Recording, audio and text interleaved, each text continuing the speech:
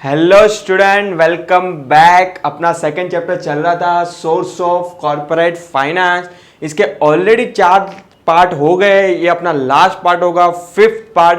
देखो मैंने कितना आराम से पढ़ाया है तुम लोग को। एक ही चैप्टर्स का मैंने 5-5 पार्ट कर रहा हूं, मतलब आपको किधर भी क्लासेस जाने की जरूरत नहीं है। आप हम लोग के चैनल पे पूरा पोर्शन रिवाइज कर सकते हो। चलो शुरू करते हैं। Source of corporate finance. देखो 4 पार्ट के अंदर अपन ने लास्ट 4 पार्ट के अंदर क्या क्या पढ़ा था। ऑलरेडी ओन कैपिटल के पूरा पोर्शन हो गया था अपना। यस, शेयर्स क्या है, equity shares, preference shares already मैंने डिस्कस कर लिया है इन डिटेल्स के अंदर। इसका डिफरेंस बिटवीन भी मैंने पढ़ा दिया था तुम लोग को। रिटेन अर्निंग भी मैंने तुम लोग को पढ़ा दिया था। Nothing but reserve and surplus. Yes, upon borrowed capital last part में मैंने शुरू किया था। उसके अंदर मैंने डिबेंचर का पढ़ाया था कि भाई डिबेंचर होता क्या है, इसके फीचर्स और नेचर्स मैंने पढ़ाए थे। और वेरी वेरी इंपॉर्टेंट क्वेश्चंस मैंने पढ़ाया था इसके अंदर, जो है टाइप्स ऑफ डिबेंचर। अगर जिसने भी अब तक रिफर नहीं किया है, डिस्क्रिप्शन में मेरी लिंक दिया है, प्लीज जाके वहां से रिफर कर सकते हो ये वाला क्वेश्चंस। यस, आगे अभी अपन आज पढ़ेंगे जो रिमेनिंग पोर्शन है बोरोड कैपिटल के अंदर। क्या है, पब्लिक डिपॉजिट है, बॉन्ड्स है, एडीआर जीडीआर। देखो ADR GDR are irrelevant for your exam, but हाँ पोर्शंस के अंदर दिया है तो मैं आपको रिवाइज करवा दूंगा। यस, बैंक क्या होती है, I hope what is a bank आपको भी मालूम है बैंक क्या होती है। फाइनेंशियल इंस्टीट्यूट भी क्या होती है, ये तुम लोग को मैंने फर्स्ट लेक्चर्स में समझाया था कि what is the difference between bank and financial institute. अगर जिसने मेरा फर्स्ट लेक्चर्स नहीं देखा, आप फर्स्ट लेक्चर्स में रिफर कर सकते हो कि डिफरेंस बिटवीन क्या है। उसके बाद ट्रेड क्रेडिट, जो एग्जाम में 5 मार्क के लिए कभी कभी पूछ लेते हैं एज अ शॉर्ट नोट, तो आपको ध्यान में रखना है। जो रिमेनिंग शॉर्ट नोट से आज अपन पढ़ेंगे चैप्टर्स के अंदर और वाइंडिंग अप करेंगे सेकंड चैप्टर्स। यस, चलो शुरू करते हैं फटाफट। अपन जो पेंडिंग पोर्शन है इसके अंदर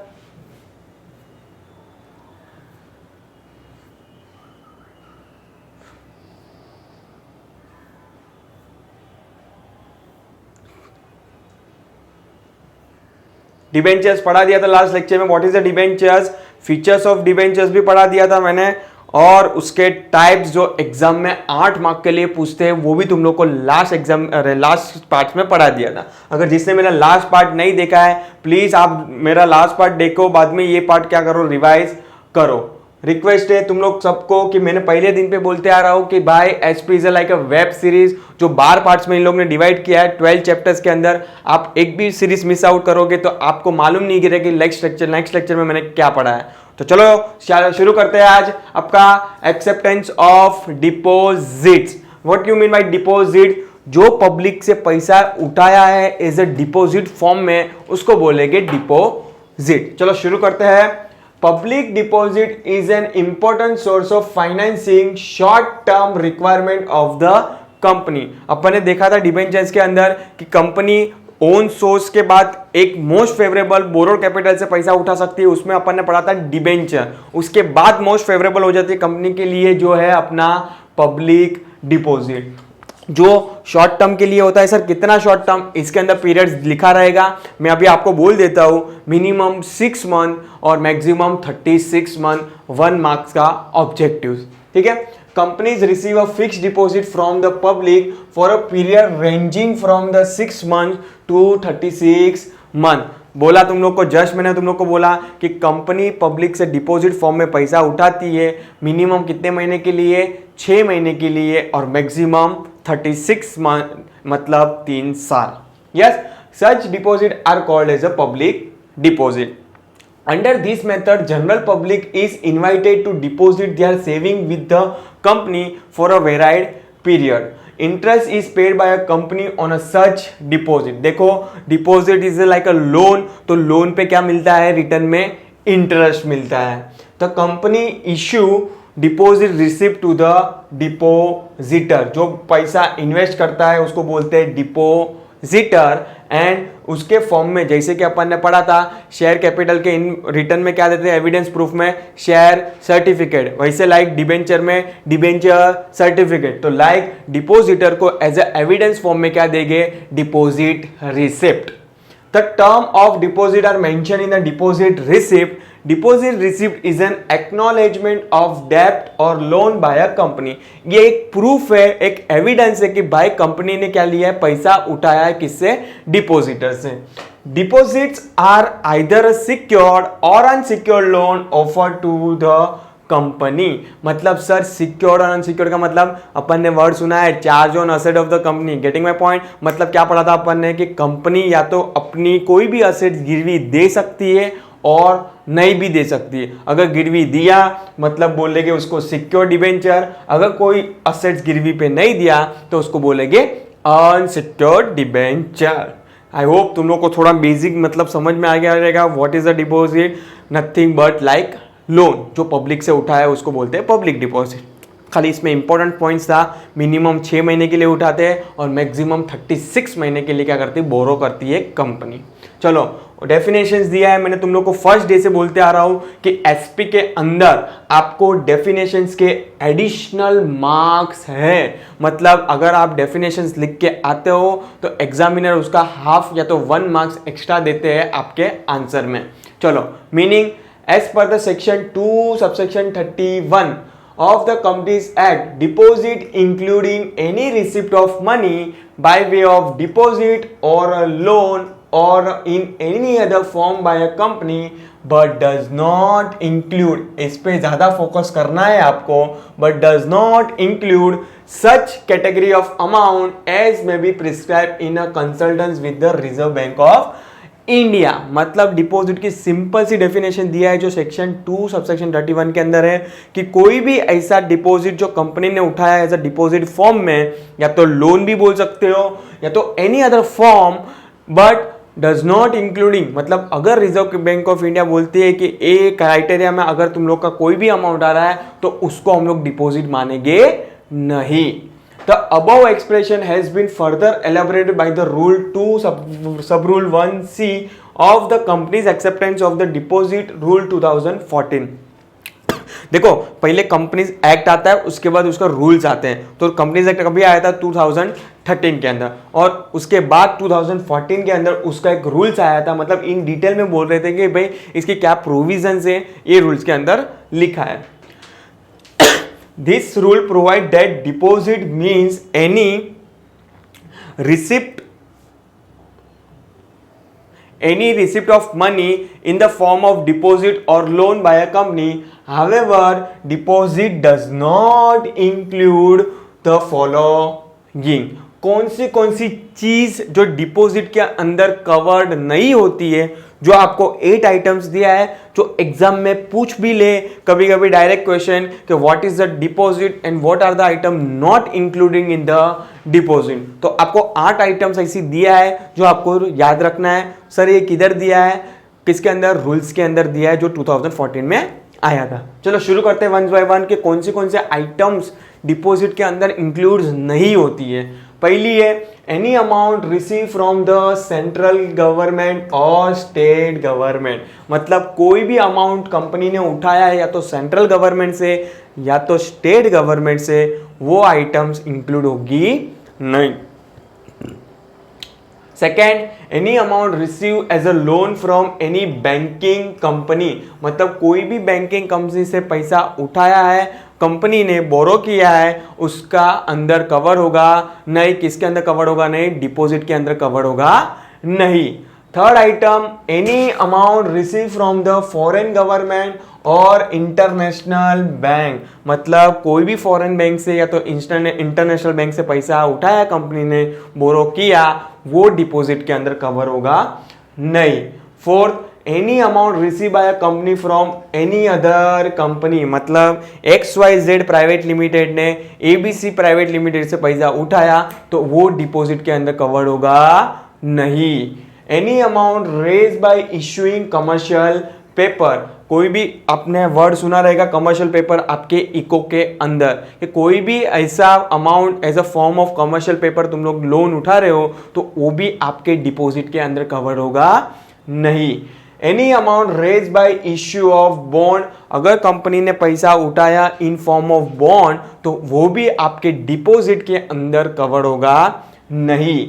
any amount received in a trust. मतलब कोई भी ऐसा पैसा उठाए इन फॉर्म ऑफ ट्रस्ट तो वो भी पैसा डिपॉजिट के अंदर कवर्ड होगा नहीं। और लास्ट है any amount receive by way of subscription to any share और डिबेंचर। अगर कंपनी कोई भी फॉर्म में या तो इक्विटी फॉर्म में या तो प्रेफरेंस फॉर्म में या तो डिबेंचर में वो फॉर्म में पैसा उठा रहे हैं, बोरोइंग कर रही है, तो this are not covered under the deposit.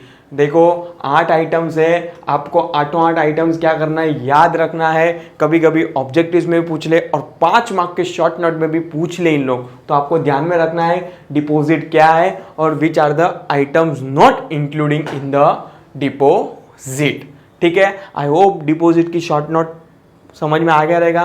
देखो 5th या 6th चैप्टर से आपका इन डिटेल डिपॉजिट क्या होता है, प्रोविजंस क्या है, रूल्स एंड रेगुलेशन क्या है, मतलब रूल्स के अंदर क्या लिखा है जो 2014 के अंदर दिए, वो पूरी प्रोविजंस आप जब भी अपन नेक्स्ट पार्ट पढ़ेंगे, जब भी नेक्स्ट चैप्टर पढ़ेंगे 5th वाला 6th वाला, तभी अपन डिटेल में पढ़ेंगे। पर मीनवाइल आपको डिपॉजिट क्लियर है यार, खाली इसमें 2 चीज़ याद रखनी थी कि डिपॉजिट मिनिमम 6 महीने के लिए लेते हैं और मैक्सिमम 36 महीने के लिए लेते हैं, मतलब 3 साल भी बोल सकते हो। And this items are not including in the deposit.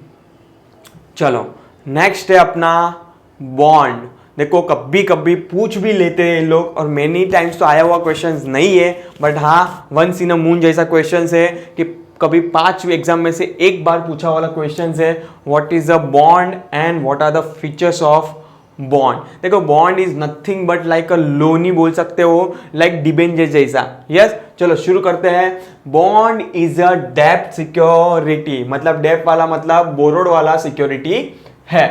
It is a formal contract to repay borrow money with the interest. Of course जो भी अमाउंट बोरो किया है कंपनी ने उसको रिटर्न में उसको कुछ देना पड़ेगा, बॉन्ड होल्डर को उसको क्या देना पड़ेगा, interest. Bond is a loan, मैं तुम लोग को जस्ट बोला कि bond is like a loan, debenture जैसा ही है। तो holder of bond is lender to the institution, he is a creditor of the company, he gets fix rate of interest. मतलब उसको कोई लेना देना नहीं है कंपनी से, प्रॉफिट से, मतलब कंपनी का प्रॉफिट हो या ना हो उसको अपना फिक्स इंटरेस्ट मिलेगा, लाइक डिबेंचर जैसा।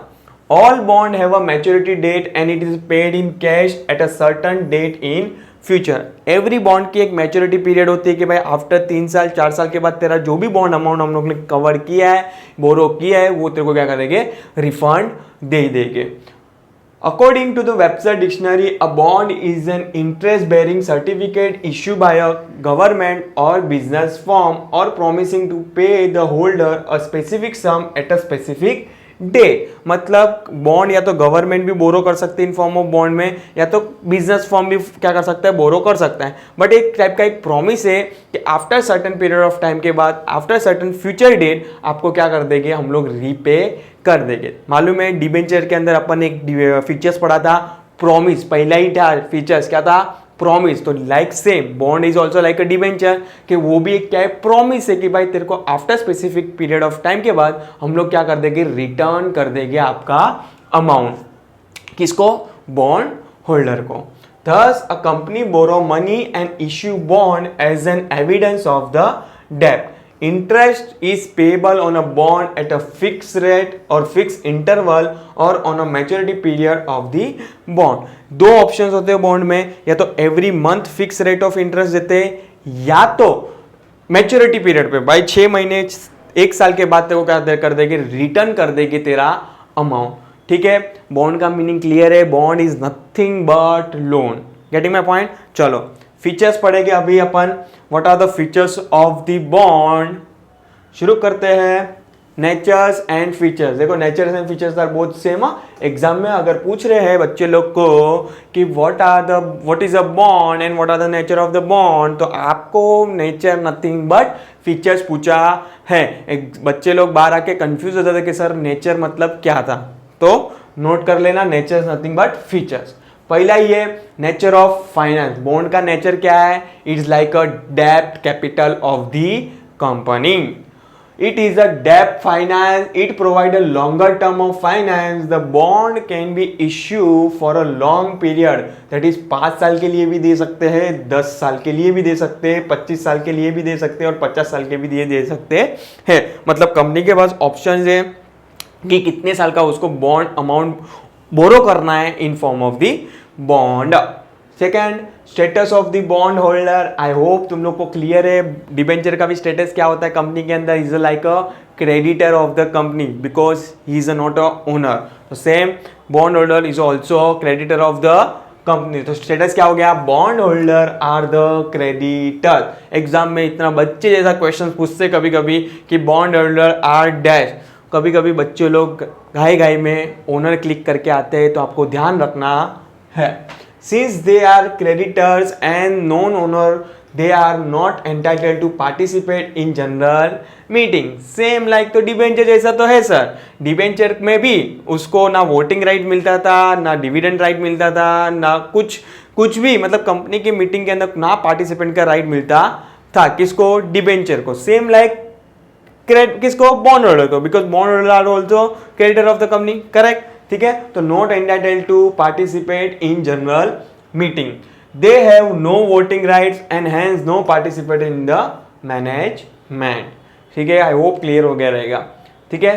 थर्ड पॉइंट है रिटर्न ऑन बॉन्ड. तुम लोग को मालूम है रिटर्न ऑन बॉन्ड में क्या मिलता है. अगर कोई बॉन्ड के फॉर्म में पैसा देती है कंपनी को, तो कंपनी उसको हर महीने या तो मैच्योरिटी डेट पे इंटरेस्ट देती है. Nothing but return.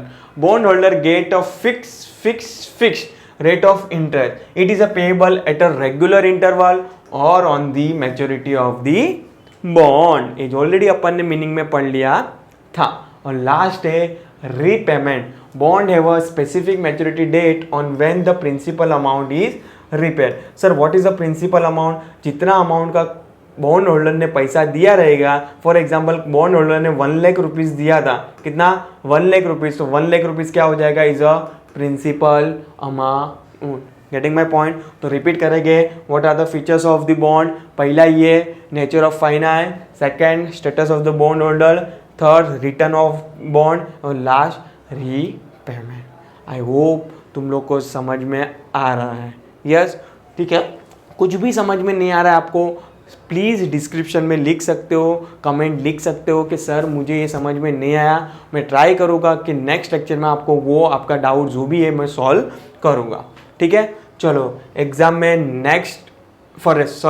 नेक्स्ट अपना शॉर्ट नोट है American deposit receipt and global depository receipt. देखो एग्जाम के लिए इररिलेवेंस क्वेश्चन है. अभी जो भी पार्ट्स आएंगे वो इररिलेवेंस है except trade credit many times exam में शॉर्ट नोट्स आया है, बट ये ADR GDR कभी भी एग्जाम में पूछा नहीं है. बट आपके पोर्शन में है तो मैं क्या करा दूंगा, आपको कवर करा दूंगा. यस, चलो पढ़ते हैं. What is a ADR and GDR. मतलब फुल फॉर्म क्या है, American deposit receipt and global depository receipt.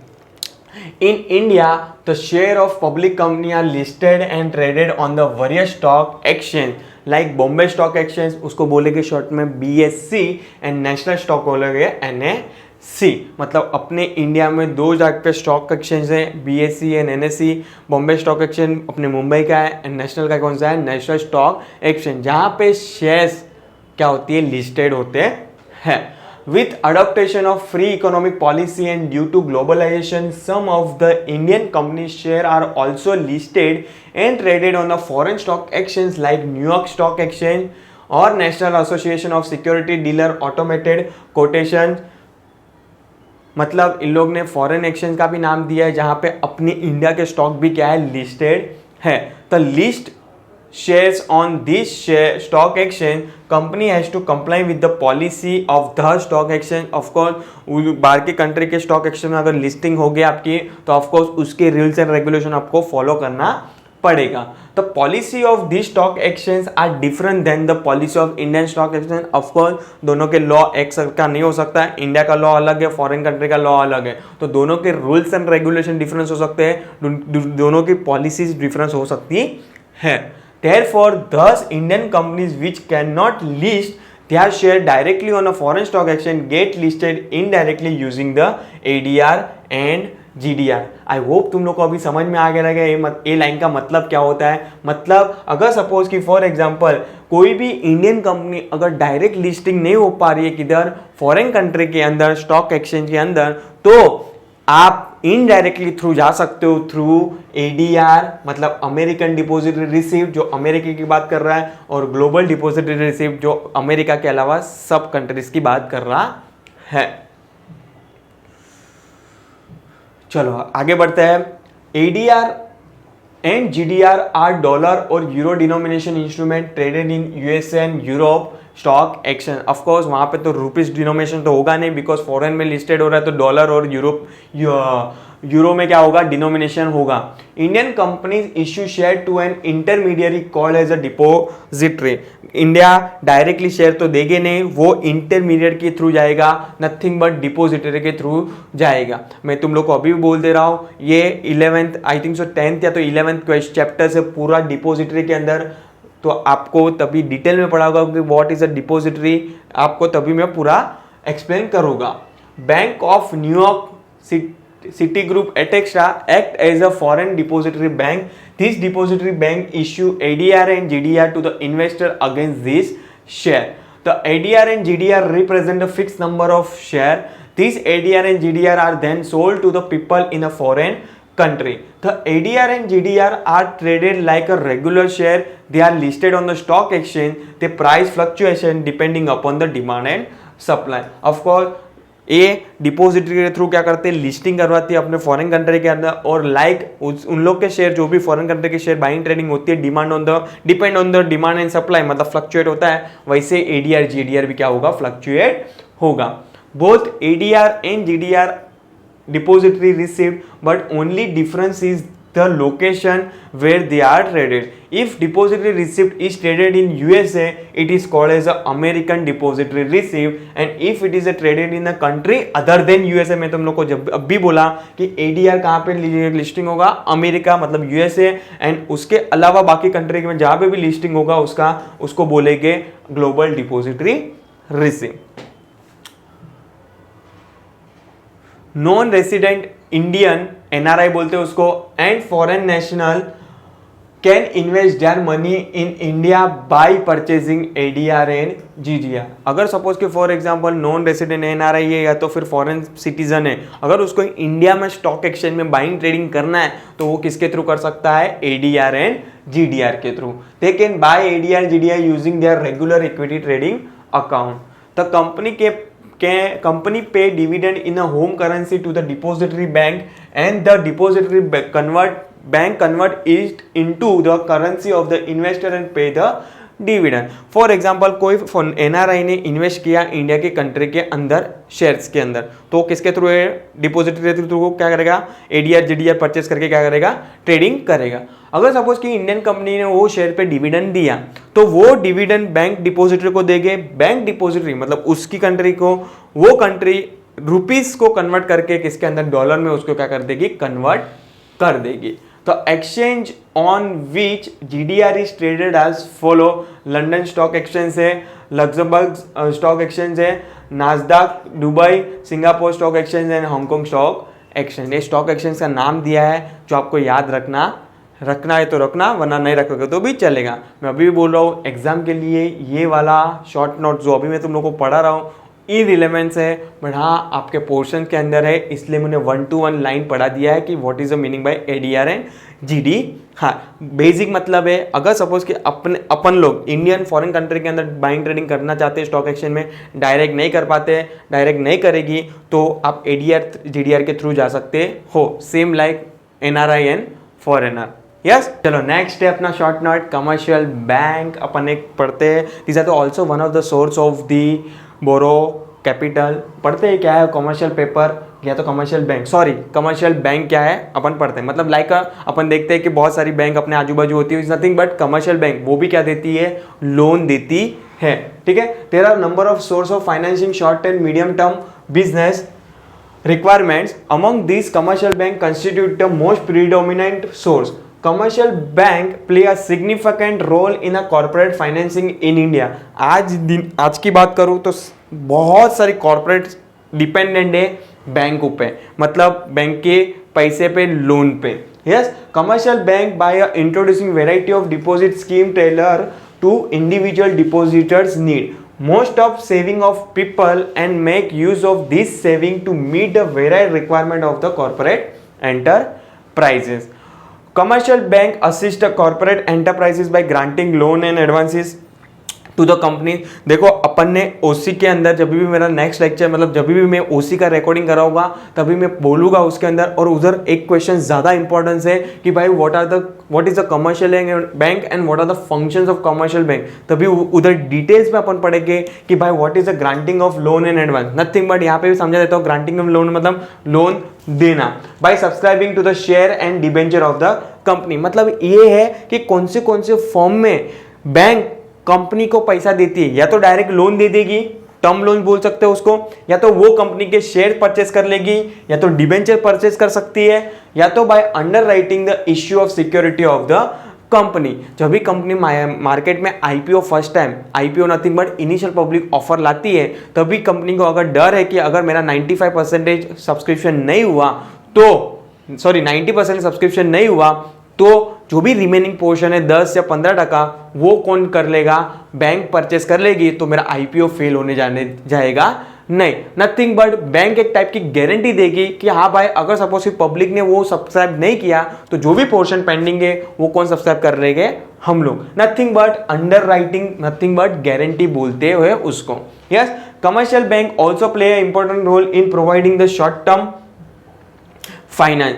They have become a primary source of financing working capital of the company. Majority working capital of the companies depend on the commercial bank के ऊपर। In India, primary source of financing working capital are a bank credit and trade credit। देखो trade credit का short notes आगे है, ये वाले chapters के अंदर लास्ट शॉर्ट नोट होगा जो एग्जाम के लिए इंपॉर्टेंस है, अपन पढ़ेंगे।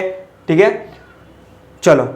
Bank have introduce many innovative scheme for distribution of credit, they are as follow. कौन सी स्कीम बैंक प्रोवाइड करती है इन फॉर्म ऑफ लोन?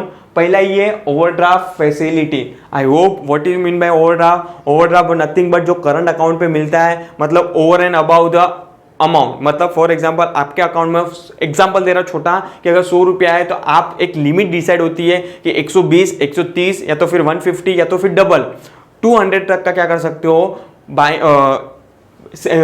अमाउंट क्या कर सकते हो, ले सकते हो किसके अंदर से, बैंक के अकाउंट्स के अंदर। मतलब एक ओवरड्राफ्ट फैसिलिटी देती है, एक टाइप का शॉर्ट लोन दे सकती है कौन, कंपनी अपने बैंक अपने कंपनी को देती है। अब company having a current account में तुम लोग को जस्ट बोला कौन से अकाउंट में अपन को मिलती है ओवरड्राफ्ट फैसिलिटी, करंट अकाउंट। मतलब अपना जैसा सेविंग अकाउंट में मिलेगी नहीं। With the bank it allow overdraft facility, but overdraft facility, the borrower can withdraw fund as and when needed. He is allowed to overdraw on his current account. देखो यहाँ पे specific मैं बोल रहा हूँ ओवरड्राफ्ट फैसिलिटी किस पे available है, करंट अकाउंट पे ही अवेलेबल है, up to the credit limit which is sanction by the bank. मैंने तुम लोग को जस्ट बोला एक लिमिट डिसाइड होती है जो बैंक बोलती है कि भाई इसके ऊपर तो हम लोग देखो देगी नहीं sanction. Within this stipulated limit, any number of drawing are permitted. Repayment can be made whether required during the time period. The interest is determined on the basis of the actual loan withdraw. देखो company bank मुफ्त में तो overdraft facility देगी नहीं, आपके लिए आपके पास certain amount of क्या करेगी, इंटरेस्ट चार्ज करेगी, और एक पीरियड देगी उन लोग कि स्पेसिफिक पीरियड में आपको क्या करना है, अमाउंट रिफंड कर देना है कंपनी को, किसको, बैंक को। ठीक है, ओवरड्राफ्ट फैसिलिटी।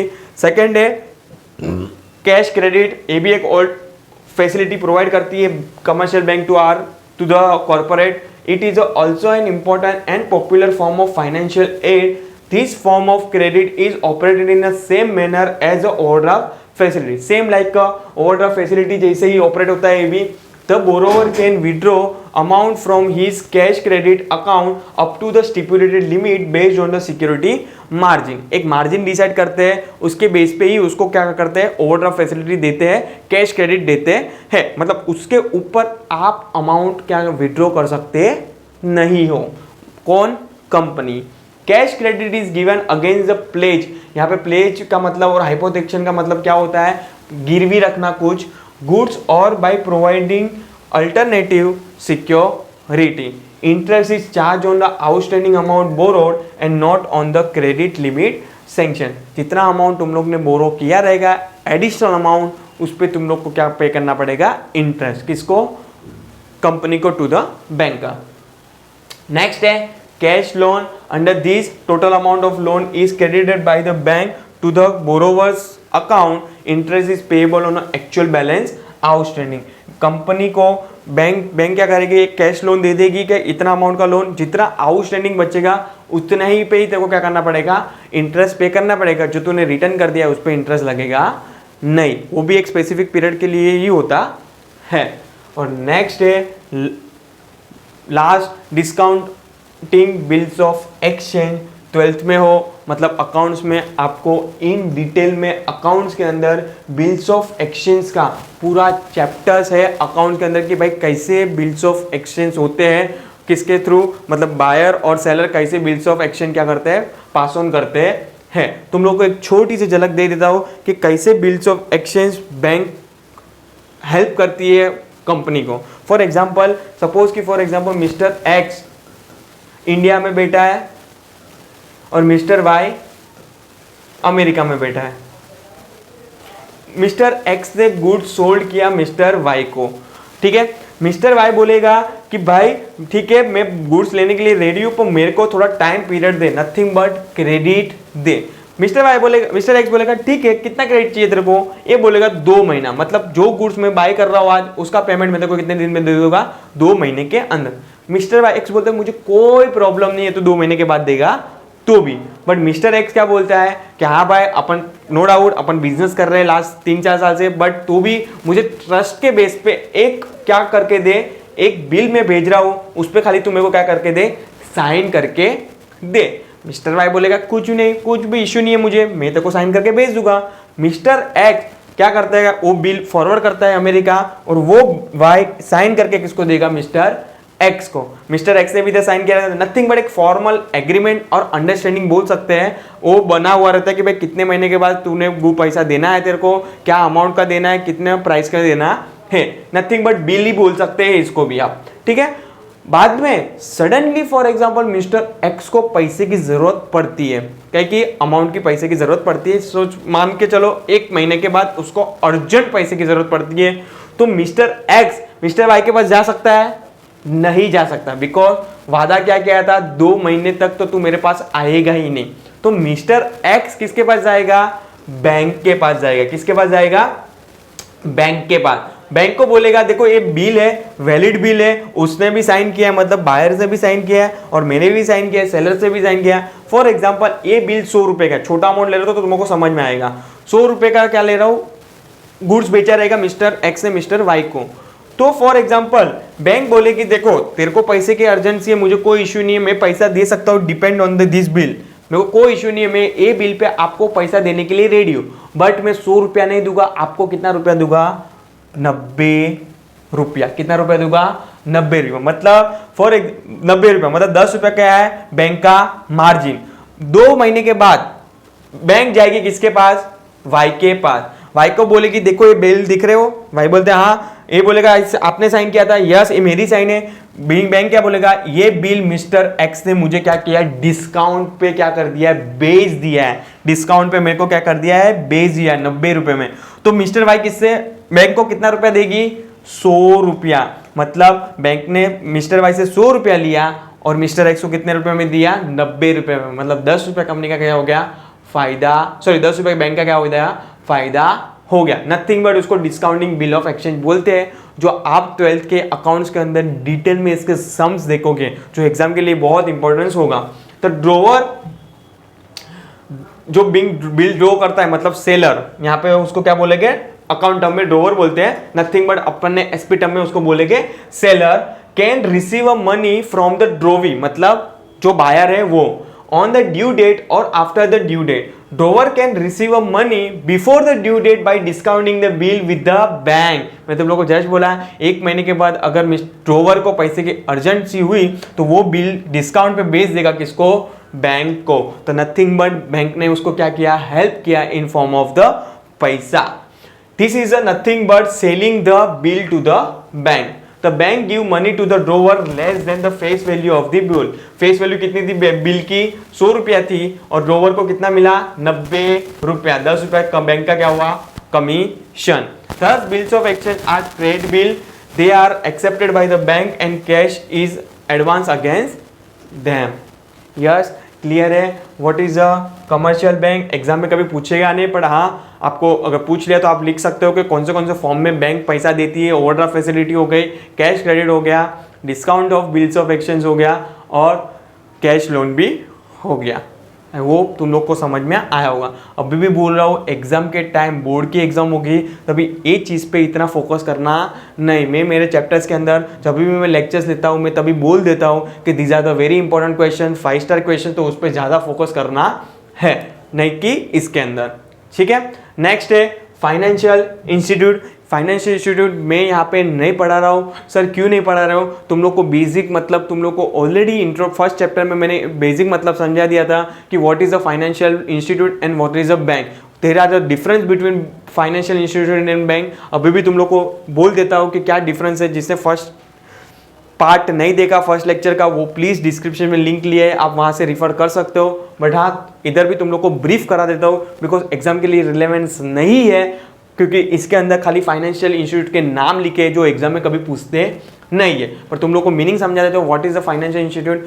फाइनेंशियल इंस्टीट्यूट देखो इधर समझा देता हूँ what is the difference between bank versus financial institute. ये ऑलरेडी मैंने फर्स्ट लेक्चर के अंदर समझा दिया है, बट वापस से अगर जिस बच्चों ने फर्स्ट चैप्टर नहीं पढ़ा वो यहाँ से रिफर कर सकता है। बैंक सब प्रकार की लोन देती है, मतलब कार लोन चाहिए बैंक देगी, गोल्ड लोन चाहिए बैंक देगी, होम लोन चाहिए बैंक देगी। Because bank is a commercial bank, पैसा कमाने के लिए बैठी है, तो वो सब प्रकार की क्या देगी? लोन्स देगी, इंटरेस्ट पे। बट फाइनेंशियल इंस्टीट्यूट सबको लोन देगी नहीं। सर क्यों? क्योंकि फाइनेंशियल इंस्टीट्यूट का मेन ऑब्जेक्ट क्या होता है? Not to earn profit but to help the people. मतलब वो खाली उसको ही लोन देगी जिसका मेरा ऑब्जेक्ट और सामने वाले पर्सन का ऑब्जेक्ट मैच होगा, तो ही उसको लोन देगी, अदरवाइज लोन देगी नहीं। तुम लोग को उस फर्स्ट लेक्चर में मैंने बोला था जैसे कि NABARD, SIDBI is nothing but small industrial development bank of India. अगर तेरा बिजनेस स्मॉल मीडियम है तो अगर तेरे को उस बिजनेस के लिए पैसा चाहिए, तो अगर सपोज कि फाइनेंशियल इंस्टीट्यूट का भी मेन ऑब्जेक्ट वही है कि माइक्रो स्मॉल मीडियम एंटरप्राइजेस को डेवलप करना, तो ही फाइनेंशियल इंस्टीट्यूट तेरे को लोन देगी, अदरवाइज तेरे को लोन देगी नहीं। तो बेसिक मतलब क्या समझाया था कि फाइनेंशियल इंस्टीट्यूट उसको ही लोन देती है जिसका मेरा ऑब्जेक्ट और फाइनेंशियल इंस्टीट्यूट का ऑब्जेक्ट, मेरा मतलब जो बोरो कर रहा है उसका और फाइनेंशियल इंस्टीट्यूट का ऑब्जेक्ट मैच हुआ, तो ही लोन देगी, अदरवाइज लोन देगी नहीं। जैसे कि कमर्शियल बैंक सब प्रकार को लोन देती है, बट फाइनेंशियल इंस्टीट्यूट सबको लोन देती नहीं है। यहाँ पे खाली फाइनेंशियल इंस्टीट्यूट का इन लोग ने नाम दिया है जो एग्जाम में जरा भी इंपॉर्टेंस नहीं है। आप खाली मैं तो बोलूँ पढ़ना भी मत, अगर तुम लोग चाहो तो इसको क्रॉस मार्क कर सकते हो आपको बोर्ड के लेवल पे भी। मतलब बोर्ड में कभी भी फाइनेंशियल इंस्टीट्यूट का नाम बोलेगे नहीं कि what types of financial institution in India.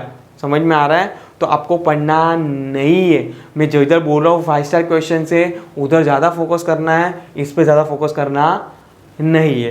Getting my point? तो भी तुम लोग को मैंने मीनिंग समझा दिया है कि फाइनेंशियल इंस्टीट्यूट क्या होती है। ये डिफरेंट फाइनेंशियल इंस्टीट्यूट के नाम दिए हैं जो एग्जाम के लिए इररिलेवेंट है।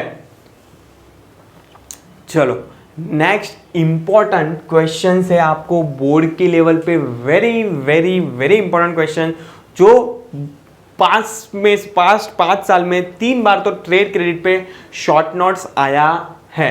अपन पढ़ते हैं what is a trade credit. देखो क्रेडिट का मतलब तो आई होप तुम लोग को मालूम है, नथिंग बट उधार पे दिया हुआ क्रेडिट। मतलब एक टाइम पीरियड दिया कि भाई इतने पीरियड में तू क्या कर देगा, पैसा दे देगा, उसको बोलते हैं क्रेडिट। ट्रेड का मतलब क्या होता है? Buying and selling. चलो मीनिंग देखते हैं अपन। No business can run without credit. आज कोई भी बिजनेस रन कर रहा है एक ही बलबूते पे, जो है क्रेडिट। जो कंपनियां अच्छा सा क्रेडिट देती है उसका ही बिजनेस आज चल रहा है। अगर आप कैश पे ट्रांजैक्शन करोगे तो इतना बिजनेस चलेगा नहीं।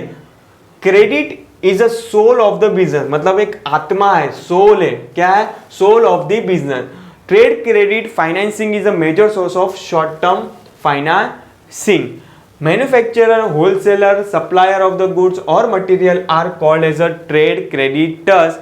They sell the tangible goods to other business concern on the basis of deferred payment. Deferred payment का मतलब यहाँ पे होता है फ्यूचर पेमेंट. आज मैन्युफैक्चर हो गया, ट्रेडर हो गया, वो कोई भी बाइंग एंड सेलिंग करता है, वो कैसा पेमेंट करता है? डिफर्ड पेमेंट करता है, मतलब फ्यूचर में पेमेंट करता है. डिफर्ड पेमेंट का मतलब क्या होता है? यहाँ पे deferred payment that is future payment.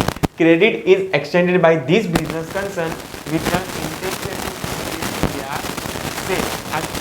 To कोई भी बिजनेसमैन क्रेडिट पे लोन दे और क्रेडिट पे गुड्स बेचता है तो उसका एक ही इंटेंशन होता है कि मेरा सेल क्या हो? इंक्रीज हो. और इंक्रीज तभी हो सकता है जब भी आप क्रेडिट दोगे किसको? कस्टमर को. Yes, the business firm extend the credit also because of the customer that has been built up over a time. Trade credit is not a cash loan. एक कैश में आपको पैसा मिलता नहीं है. ये these are the one of the financial, these are the also source of financial. But कैसे source of financial है? ये आपको कैश नहीं देगा but टाइम देगा. Time is also nothing but money. तो एक टाइप का सोर्स ऑफ फाइनेंशियल हो गया ना. Yes, trade credit is not cash loan. It results from the credit sale of goods or services which has been paid at a future date. तुम लोग को मालूम है, अगर सपोज कि सर्टन 1-2 महीना मिल गया अपने को पेमेंट करने के लिए, 1-2 महीना मिल गया मतलब टाइम मिल गया. टाइम का मतलब क्या होता है? यहाँ पे मनी. यस, तो nothing but these are the not cash loan but these are the indirect cash loan. की भाई आपको एक टाइम मिल रहा है, आप उतने टाइम में क्या कर सकते हो? अपना पैसा अरेंज कर सकते हो. After the sale take place, in other words when goods are delivered by a supplier to the customer and the payment is made after some time, it called as a trade credit. Trade credit का मतलब यहाँ पे simple होता है कि अगर आपको time मिलता है, टाइम मिला मतलब एक कुछ गुड्स बेच रहे हो, अगर 1-2 महीने का टाइम मिल रहा है, कहाँ? किससे? अपने सेलर से या तो मैन्युफैक्चरर से. तो वो अगर आपको टाइम दे रहा है 1-2 महीना for the repayment of the goods and services, तो आपको क्या मिल रहा है? क्रेडिट मिल रहा है. वो क्रेडिट को क्या बोलोगे? ट्रेड क्रेडिट बोलोगे. देखो, एक सोर्स ऑफ फाइनेंस है बट वो कैश फॉर्म में नहीं है, टाइम के फॉर्म में है. It is a distribute trade. This kind of credit has great significance. The small retailers to large extent rely on the obtaining trade credit from the supplier. It is an easy kind of credit which can be obtained without signing any debt instrument. It is a readily available and it is a cheap method of financing. Yes, अपन एक मैंने तुम लोग को example भी देता हूँ कि अगर आपके आजू बाजू से आप दूध लेते हो तो आपका दूध वाला आपको 1 महीने का देता है. क्या देता है? क्रेडिट देता है. नथिंग बट टाइम देता है कि आपको 1 महीने में उसको पूरे महीने का क्या करना है? पेमेंट करना है. Supplier sell goods and willingness allow 30 days और more for bill to be paid. Some time तुम लोग को मालूम है कि अपन को डिस्काउंट भी देता है कि अगर सपोज कि फॉर एग्जांपल मैंने तेरे को 30 दिन का टाइम दिया बट अगर तू 15 दिन में पेमेंट कर दिया ना तो तेरे को 10% डिस्काउंट. यस, अपन देखते हैं ना, अगर आपका दूध वाला या तो फिर आप सब सब्जी वाला भी बोलते हैं अपने को, अगर 30 दिन का साइकिल चल रहा है बट अगर तूने वो साइकिल कम कर दिया, मतलब फॉर एग्जांपल 15 दिन में तूने पेमेंट कर दिया तो तेरे को 10% डिस्काउंट. तो बिजनेस के अंदर भी ऐसे ही होता है. देखो, they even offer a discount if bill are cleared within a short period of time such as 10 days और 15 days et cetera. The term of trade credit are not rigid. मतलब rigid का मतलब यहाँ पे होता है strict नहीं है. मतलब आप 30 दिन का, 2 महीने का, बड़े बड़े ट्रांजैक्शन 1-1 साल का भी क्रेडिट देते हैं अपने कस्टमर को. तो इज नथिंग बट यहाँ पे कैश के फॉर्म में आपको लोन नहीं मिल रहा है but this are also one of the source of financing. But आपको टाइम के फॉर्म में क्या मिल रहा है? पैसा मिल रहा है. यस, यहाँ पे अपना सेकेंड चैप्टर्स ओवर हो जाता है. अगर आपको कुछ भी डाउट हो तो आप कमेंट में लिख सकते हो. देखो, मैंने पूरा चैप्टर्स लाइन टू लाइन पढ़ा है. दैट्स वाई आपका सेकेंड चैप्टर्स 5 पार्ट में डिवाइड हुआ है. मतलब आपको किधर भी क्लासेस जाने की ज़रूरत नहीं है. आप हमारे चैनल पे पूरा एसपी का पोर्शन पढ़ सकते हो फ्री ऑफ कॉस्ट. बस खाली आपको लाइक करना है हम लोग का और चैनल सब्सक्राइब करना है. यस, चलो नेक्स्ट लेक्चर्स में अपन जब भी मिलेंगे तभी भी थर्ड चैप्टर चालू कर दूंगा मैं। Till time bye bye, take care. अगर कुछ भी डाउट हो तो प्लीज़ मुझे कमेंट में लिखना। हाँ, आप लोग की कमेंट मैंने पढ़ी है, आप लोग ने बोला था कि सर थोड़ा स्लो जाओ। नो डाउट आए वाले लेक्चर्स में मैंने ट्राई किया है अपने आप को स्लो करने की। अगर आपको कुछ भी अगर और भी लग रहा है कि स्पीड ज़्यादा है मेरी, तो मैं और ट्राई करूँगा आपको आराम से समझाने का। बट हाँ, चैनल को सब्सक्राइब करना भूलना मत। Thank you, bye bye.